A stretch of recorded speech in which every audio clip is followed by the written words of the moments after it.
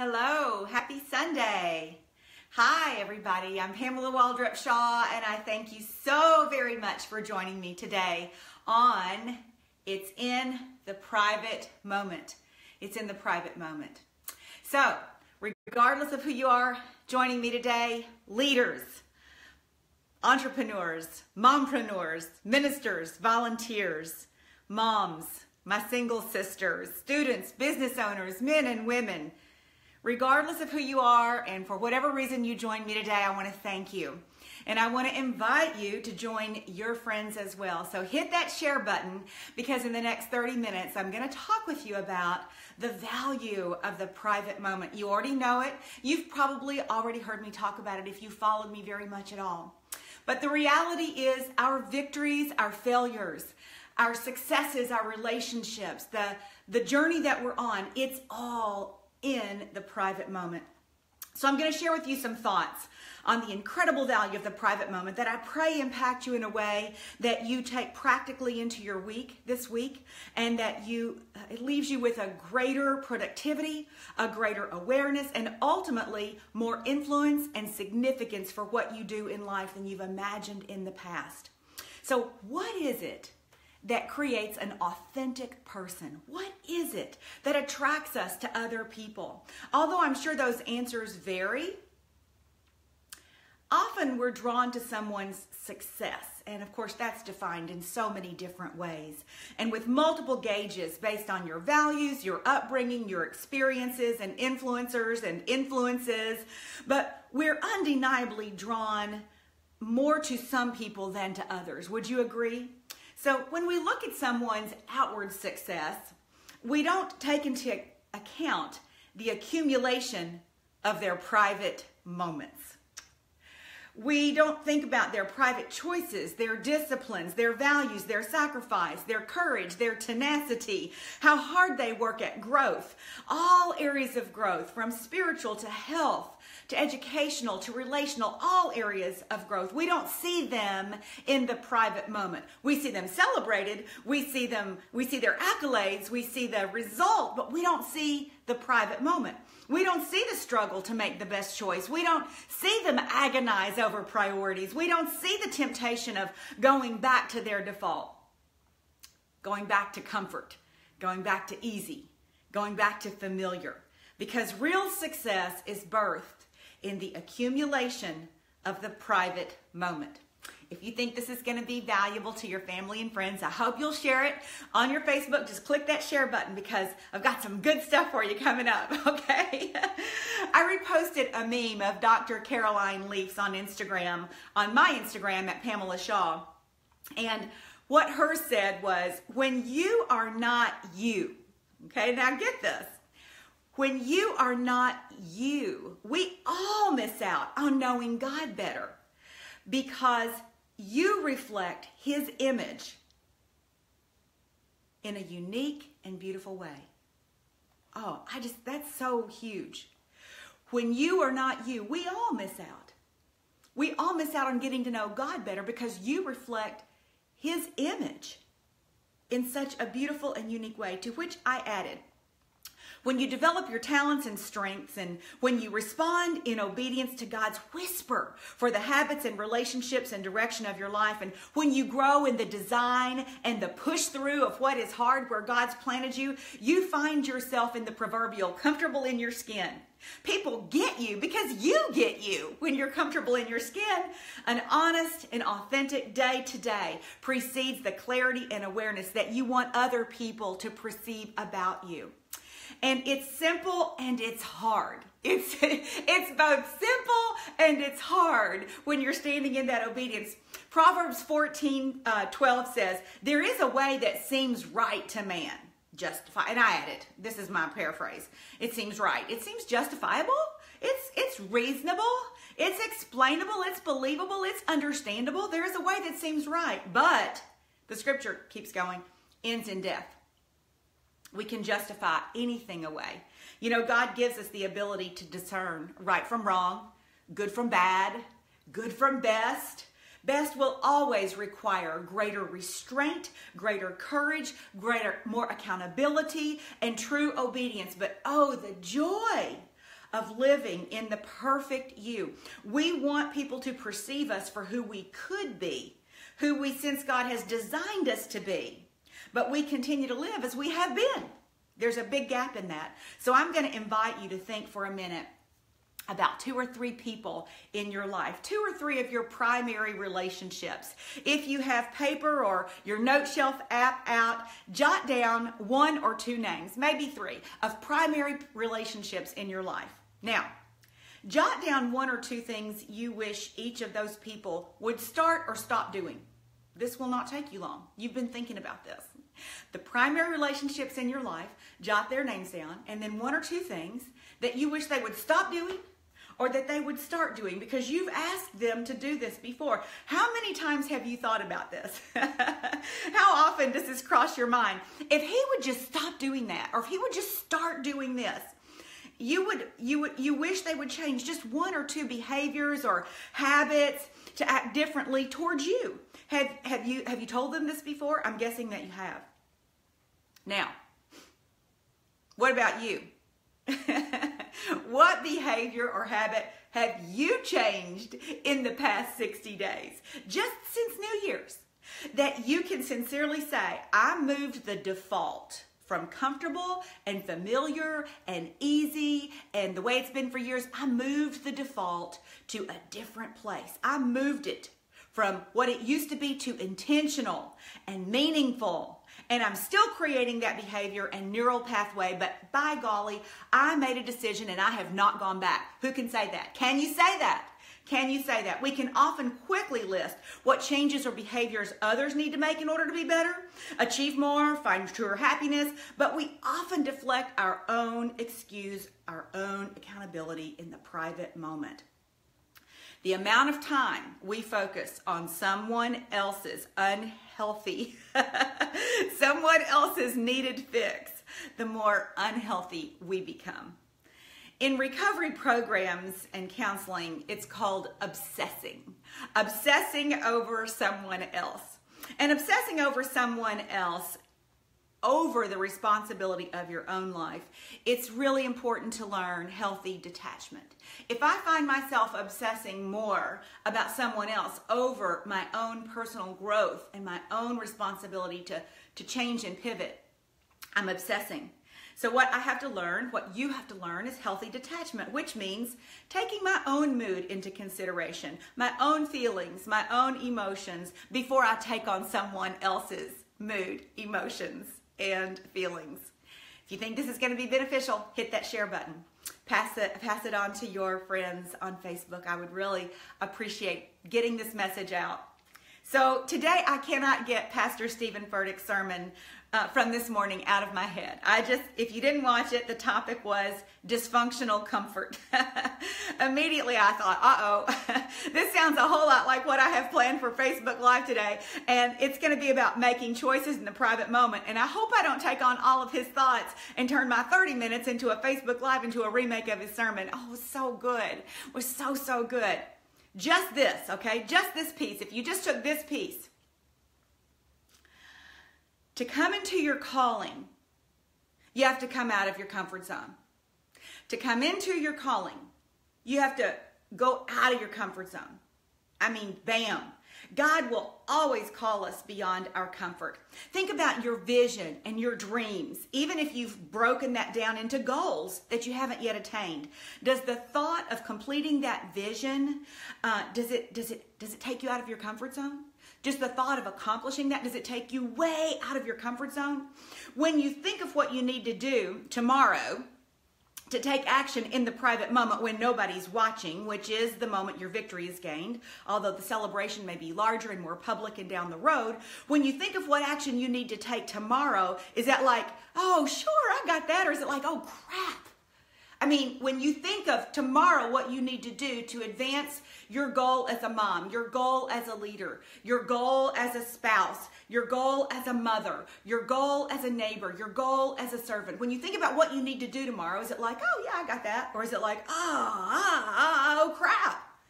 If you're operating on God-sized goals, it's oh crap, because it's out of your comfort zone. And what's the biggest detriment to your success? Your default. or as Pastor Furtick put it today, your familiarity. The biggest detriment to your success, it's not even fear, it's going back to what's familiar, getting back into what you did yesterday. You do it again today, not because you meant to do it today, but because it's what you did yesterday, and so it's familiar. Predictable cycles that you go back into because they're comfortable. We indulge our insecurities and we crown ourselves with their labels in the form of an excuse, and we do this in the private moment. We give ourselves an excuse. I'm not going to do that because this is just how I am. This also happens in the private moment. So how do you pivot? I want you to know that I personally believe in God's and suddenly moments. You know, when you're reading through the Bible and you're reading and you're reading and you're reading and you're reading and suddenly God. I also believe in the but God moments. You know, blah, blah, blah, blah, blah, blah, blah, blah, blah, blah. But God. You can find those in Scripture, and I believe in those, and I pray for those, and I have prayed for those, and I look for those moments, those but God moments. But I also see Abraham, who in his obedience did this. Follow me in a land that I will show you along the way. What? What? Get up, take everything that you have, and follow me into a land that I'll tell you right or left as we go along the way. That's not an and suddenly clarity. That is a slow move in this direction. So I believe just about everything we do has a tension between God's sovereignty and my responsibility, which is engaged or not with my and your free will. I can pray for God to take the thorn in my flesh away, or like the Apostle Paul. But we read about the Apostle Paul that after repeated requests for God to take his thorn in his flesh away, that apparently God decided Paul would be more effective battling out the struggle. So if I have to war it out or wear it out, I have to define what it is. What's it? What's your it? What's your go-to? Your place of habit or your place of comfort. In the privacy of your moments, what is your go-to, your default? One of the core principles in Design Your Life is you can't change what you won't acknowledge. You can't change what you won't acknowledge. So move past the private moment from losing in it to winning in it. What's your battle? What's your comfort default? How's that working for you so far? Define it, acknowledge it, and then what? Define it, acknowledge it, and then what? Let's say you actually get to a place where you say, you know what?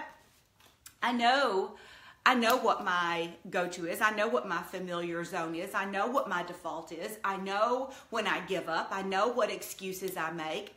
And every day I say I'm going to do better, and I stay in the same place. So what do? Well, you know what? It's sincerely the reason that I took the time to complete over 5 years the Breakthrough Workbook. And so for those of you who have it, I want to address 2 sections in it right now. I'm not going to teach the sections, but I want to address 2 sections in it because here's the great news and the bad news about the workbook. You get far more for your money. You really get a lot of self-counseling, self-coaching, and it's about 16 hours of your work. It's countless hours of my work, but for you, it's 16 hours, and most people won't sit down and do that work. They'll do 1 or 2 at a time, and then they'll forget about it like we forget about other things and go into familiar. There are 2 places in the workbook that I want you to look at. The first one is on the section, it is on interrupting your pattern. It's section 3. And it is called Interrupt Your Pattern. If you want a different result today from what you had yesterday, you've got to hashtag interrupt your pattern. If you do the same thing today that you did yesterday, you're going to get the same result.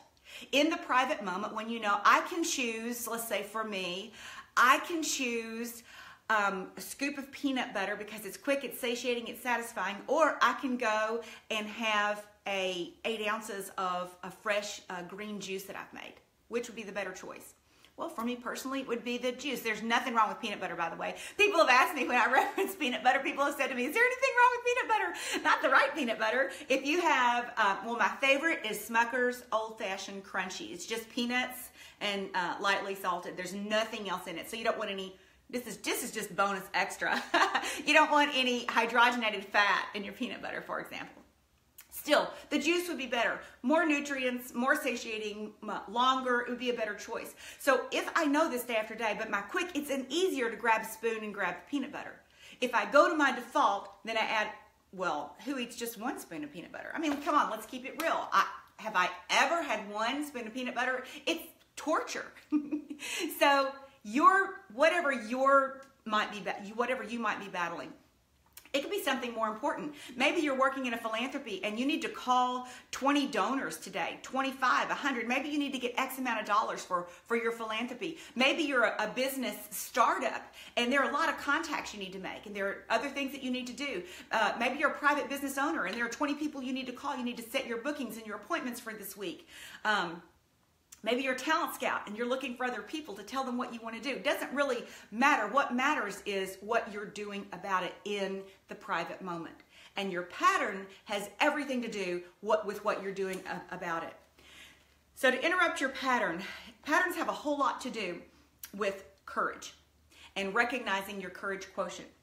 We can all get stuck in unintended patterns or pattern loops, and I'm reading to you from the workbook itself. We can all get stuck in unintended patterns or habit loops, and we all have patterns that let us off the hook when our goal efforts become hard or we become discouraged. To get a different result, to get off of stuck, you must first recognize your old pattern and then interrupt it. What do you do that causes you to procrastinate over and again? Why are you procrastinating? What is your message? What do you say that you have to do? What is your reason for putting it off in the private moment?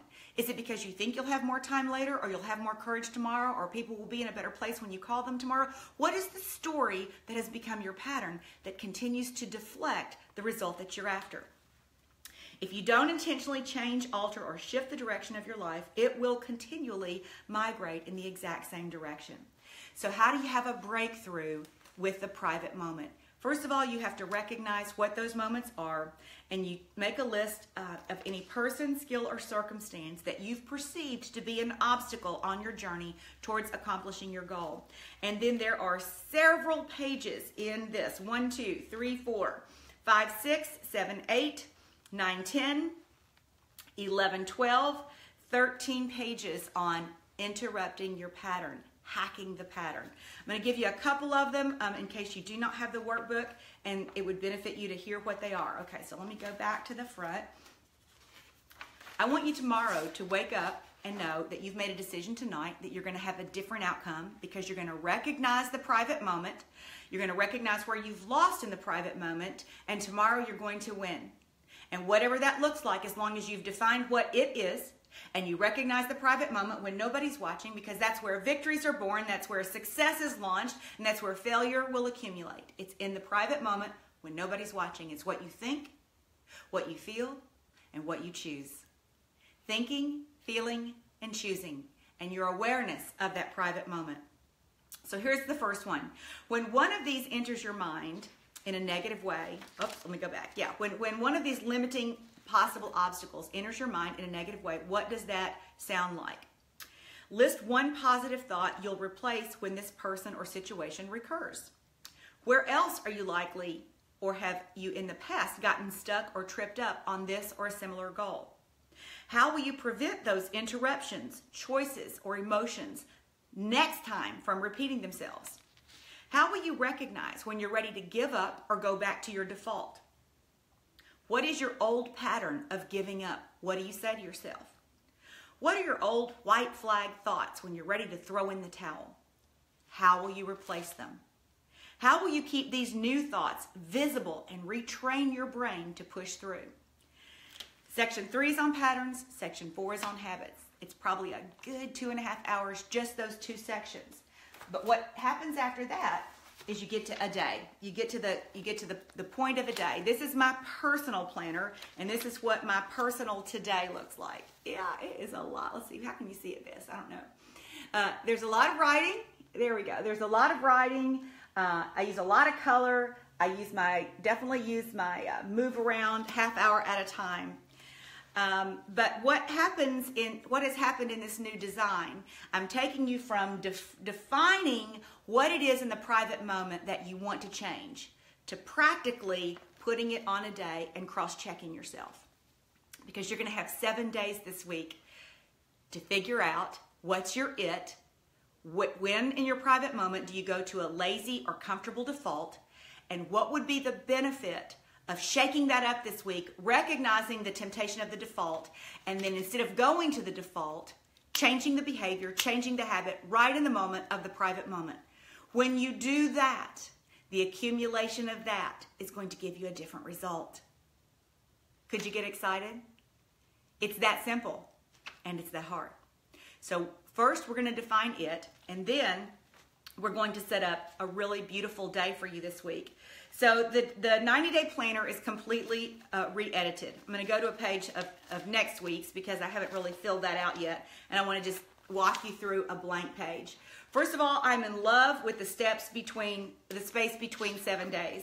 I'm absolutely in love with the design of thinking through how you won last week, reflecting what did I do well, what am I proud of, what were my wins, where did I fail, what did I learn, reviewing long-term, short-term, and mid-term goals, rewriting them every single week, not once a year, not twice a year, but rewriting them every single week. Reconsider, how can I better focus, what can I improve, tweak, adjust, or change, and then realign what is going to make this week better.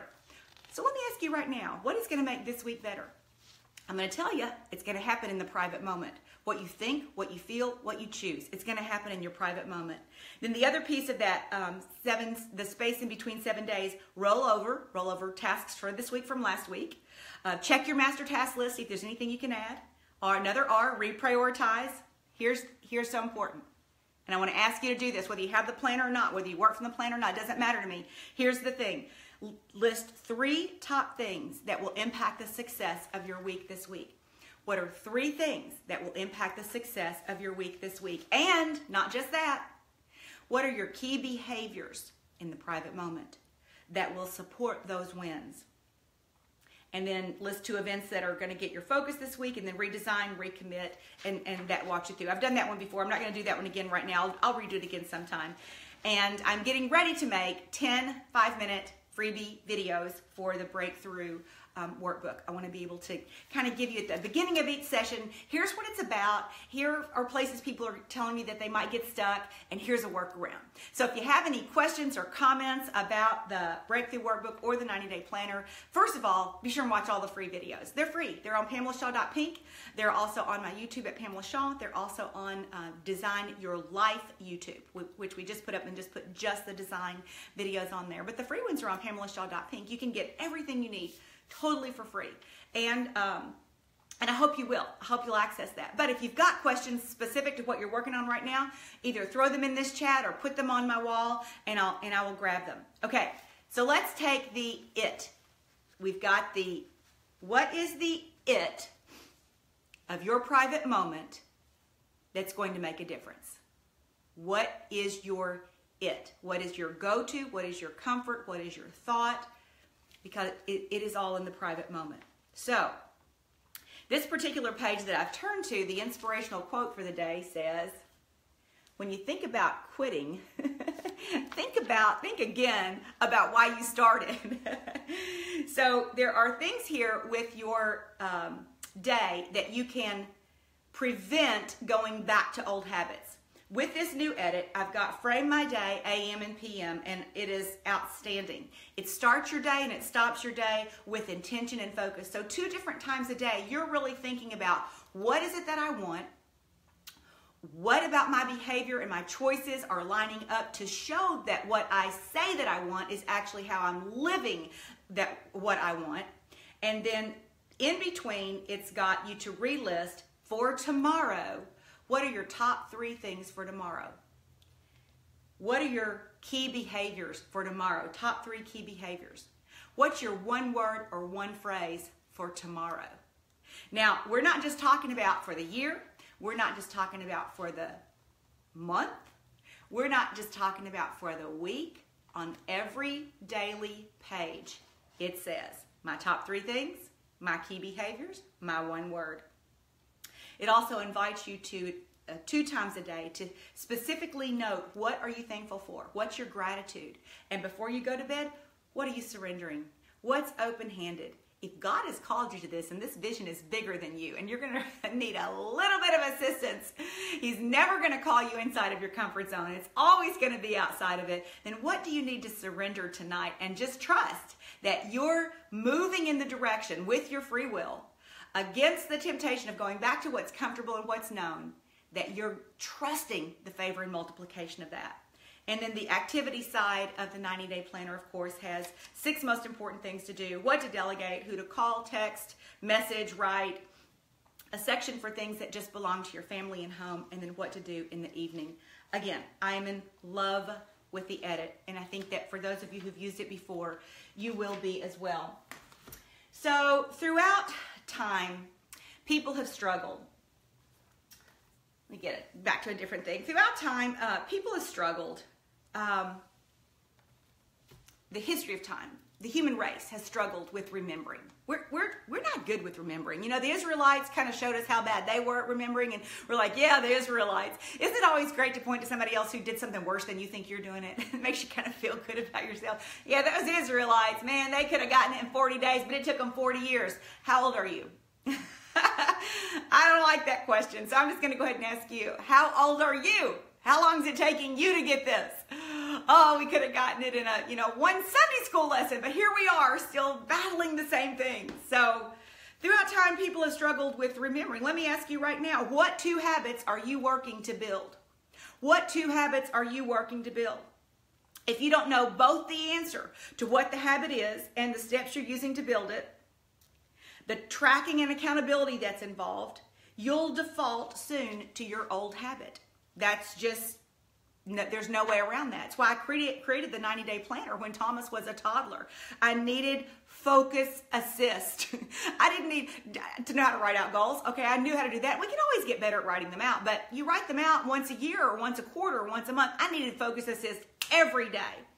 I've worked from the 90-day planner for 21 years, published it almost 18 years ago, and with the newly edit, I love it more today than ever before. It takes awareness and intention to pivot. What habits are you working on growing right now? So I have something funny to tell you, funny to show you actually. Where's my today? Oh, where'd it go? I must have hid it. I'll put it on tomorrow. Okay, so in addition to the things that are in the book that I've already written out, I decided that I was forgetting some things like, okay, so I want to do juice as a go-to snack. So I literally took out this pink sticky and I wrote 3 things that I'm working on with my own habits. And I'm moving that pink sticky to every day. It's at the front of my book. It's in the middle of my book. It's the beginning of my week. But I would get to the middle of the week and I'm like, what habits am I working on? Like, Pam, you write this stuff. And so I thought, well, okay, I'm going to be more intentional this week. And every single day, I'm going to look at the 3 habits that I'm working on building and strengthening, the neural pathways of remembering and my behavior of choosing better, so that my thinking, feeling, and choosing is more in line with what I say that I want. It's in the private moment. What is in the private moment? Everything. Everything about who we become, what we fulfill, what we accomplish, what we do with life, the success of our relationships, our health, our finances, education, service. Everything is about the private moment. Wishing, thinking, dreaming, wanting will not replace intentional action towards or away something or someone. I don't want to hit an indulgent posture that stubbornly sticks to, this is just how I am, and let my comfort keep me from my calling. Having the courage to live one day at a time, not the shame to live with regret from past, and not the fear or worry to live in the future, but to live in the present and in the private moment. If you think about it, when it comes to habits and patterns, we're never asking God to add anything. We're always trying to get rid of something. Why? Because you're already more than enough. Inside of you is already more than enough. You know, we may ask God for more wisdom. We may ask Him for more courage, which is within our free will to take. We may ask Him for more self-control, which is within our free will to assert. But what we need, our talents, our gifts, the whisper of God's direction, we already have it. We're never asking God to add more. We're always asking him to take something away. And we're asking him to take something away because it's something we chose when we could have chosen better. And now it's here, and now we're asking him to get rid of it. Remember when you were a little kid? Remember stop, look, and listen? You might. Stop, look, and listen before you cross the street. Use your eyes and ears before you use your feet, right? Well, stop.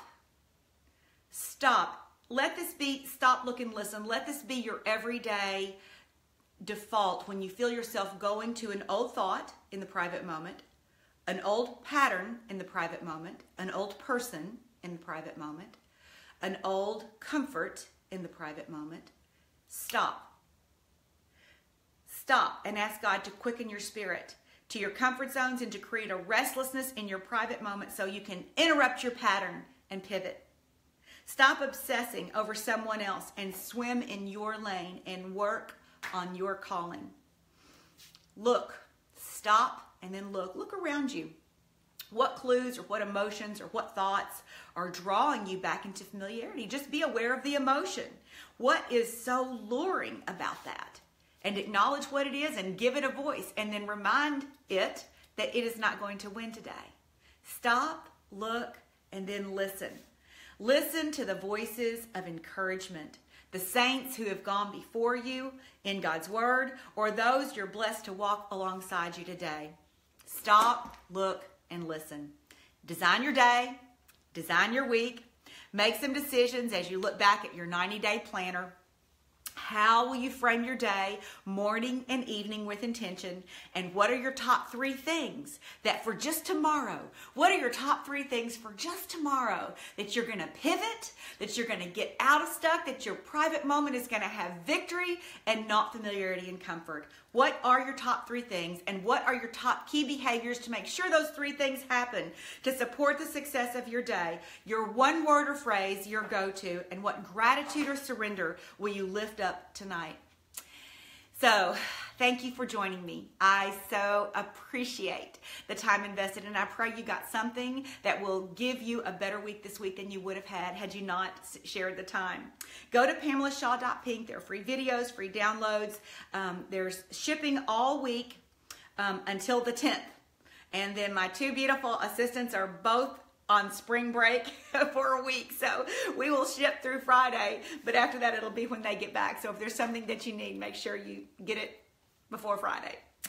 I pray that you can give added focus to your private moment this week, your private thought, your private choice, the action that you take out of comfort zone in the confidence of your calling, and trust that the comfort zone is not worth it. The calling is so worth it. The peace that comes from saying yes and obeying in that moment is so worth it, and we're all in this together. I'm working on the same kind of week that you're working on. None of us has arrived. My goodness, I certainly haven't. I write tools for myself and just share them with other people who seem to have the same struggles and needs. So God bless you. Have an awesome and fantastic week and a super productive and confident evening as you think about your it in the private moment and you go after winning it this week.